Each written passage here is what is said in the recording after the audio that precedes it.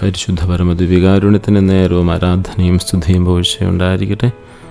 പരിശുദ്ധ പരമദിവ്യകാരുണ്യത്തിന് എന്നേരവും ആരാധനയും സ്തുതിയും പോഴ്ചയുണ്ടായിരിക്കട്ടെ. പരിശുദ്ധ പരമദിവ്യകാരുണ്യത്തിന് എന്നേരവും ആരാധനയും സ്തുതിയും പോഴ്ചയുണ്ടായിരിക്കട്ടെ. യോഹന്നാൻ 13:34 ഞാൻ നിങ്ങളെ സ്നേഹിച്ചതുപോലെ നിങ്ങളും പരസ്പരം സ്നേഹിക്കണം. ഉയർത്തെഴുന്നേറ്റുവിൻ യേശുവിൻ്റെ യഥാർത്ഥ സ്നേഹമാണത്. പരിധിക്കപ്പുറമുള്ള സ്നേഹം.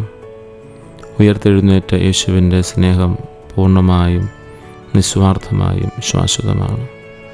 കുരിശിൽ കയറിയതും മരണത്തിലൂടെ കടന്നുപോയതും മഹത്വത്തിൽ പുറത്തു വന്നതും സ്നേഹമാണ്. ഒരിക്കലും അവസാനിക്കാത്ത സ്നേഹമാണിത്. പൂർണ്ണമായ ക്ഷമിക്കുന്ന സ്നേഹമാണിത്. നമ്മെ പുതിയ ജീവിതത്തിലേക്ക് ഉയർത്തുന്ന സ്നേഹമാണിത്. അവൻ്റെ പുനരുത്ഥാനം സ്നേഹം മരണത്തേക്കാൾ ശക്തമാണെന്നും വിശ്വാസവഞ്ചനയെക്കാളും വേദനയെക്കാളും ഭയത്തെക്കാളും ശക്തനാണെന്നും തെളിയിക്കുന്നു. മഗ്ദലന മറിയത്തിനും തോമസിനും ശിഷ്യന്മാർക്കും വേണ്ടി അവൻ ചെയ്തതുപോലെ നമ്മെ പേര് ചൊല്ലി വിളിക്കുന്ന, നമ്മുടെ സംശയങ്ങളിൽ നമ്മോടൊപ്പം നടക്കുന്ന, നമ്മുടെ കുഴപ്പങ്ങളിൽ സമാധാനം വിശ്വസിക്കുന്ന ഒരു സ്നേഹമാണിത്. ദിവ്യസ്നേഹത്താൽ രൂപാന്തരപ്പെട്ട മനുഷ്യ സ്നേഹം, അതാണ് നമുക്കുണ്ടാവേണ്ടത്. മനുഷ്യ സ്നേഹം മനോഹരമാണെങ്കിലും പലപ്പോഴും പരിമിതവും ദുർബലവും വ്യവസ്ഥകൾക്ക് അടിസ്ഥാനത്തിലുമാണ്.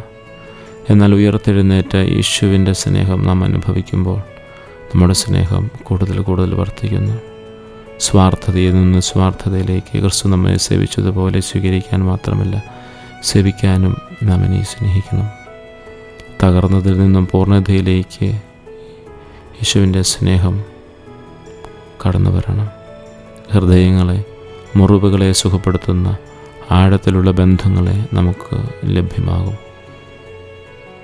താൽക്കാലിക സ്നേഹത്തിൽ നിന്നും ശാശ്വതമായ സ്നേഹത്തിലേക്ക് ചുവടുവയ്ക്കുവാൻ നമുക്ക് സാധിക്കട്ടെ. നിത്യതയുടെ വെളിച്ചത്തിൽ നമ്മുടെ ബന്ധങ്ങൾക്ക് അർത്ഥം ലഭിക്കുന്നു. പ്രാർത്ഥിക്കാം. ഉയർത്തെഴുന്നേറ്റ കർത്താവായ ഈശോയെ, നിൻ്റെ സ്നേഹം മരണത്തെ കീഴടക്കി എനിക്ക് ജീവൻ നൽകി. നീ എനിക്ക് കാണിക്കുന്ന അതേ ക്ഷമ മറ്റുള്ളവരെ സ്നേഹിക്കുവാനും ആ ക്ഷമയോടെ മറ്റുള്ളവരെ സ്നേഹിക്കുവാനും എന്നെ സഹായിക്കണമേ. എൻ്റെ മാനുഷിക സ്നേഹം നിൻ്റെ ദിവ്യസ്നേഹത്തെ പ്രതിഫലിക്കത്തക്ക വിധം എൻ്റെ ഹൃദയത്തെ രൂപപ്പെടുത്തണമേ.